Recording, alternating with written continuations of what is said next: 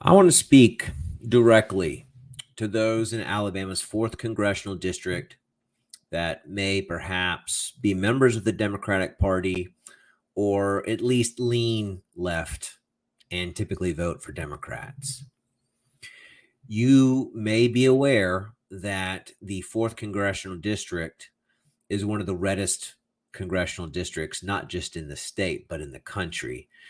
In a banner year for Democrats nationally, in 2020, the current existing Democrat candidate, Mr. Neighbors, lost something like 82 to 18% to the incumbent Republican Adderholt.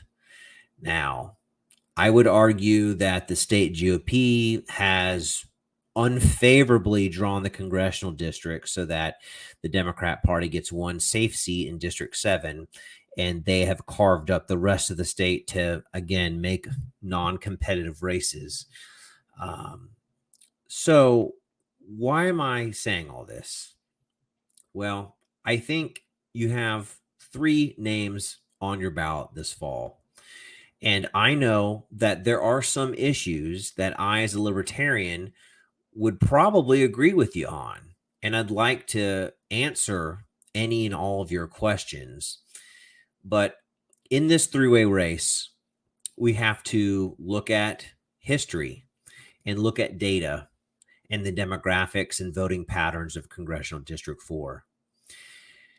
Unfortunately, and I think Mr. Neighbors is a very nice man. Met him a couple times, very gracious with the wisdom he shared with me, and I really do appreciate him.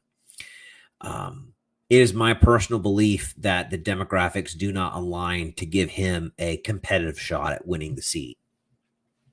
Now, if you vote for him, that would be voting your heart, and I can respect that. But if your goal is to unseat the Republican incumbent, I would make the proposition that I believe I have the stronger chance, because I actually feel that I have a good opportunity at grabbing a significant chunk of that 82% of the electorate that he got in the last election. Why? Number one, he's not a fiscal conservative. He's a big government spending conservative. Now, again, perhaps as a Democrat, you prefer more spending. I feel like there's a lot of wasteful spending. And I ultimately believe in decentralization of power, which means that I want to take more decision making out of the hands of Washington, D.C., and putting it in your hands, the individual, your family, your community.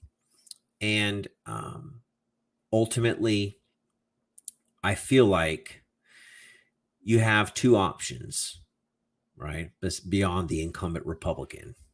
Vote for the Democrat, or if you'd like to give Mitch McConnell and Kevin McCarthy pause by helping flip one of the safest red districts in the country, I'm your guy. And give it some serious thought. Between now and Election Day, I want to hear from you. Visit www.johnnyccochran4al.com. I bet you we agree on more than we disagree. I look forward to meeting many of you on the campaign trail. My next event should be, let's look at the calendar here, September 24th in Red Bay for Founders Fest. Hope to see you there.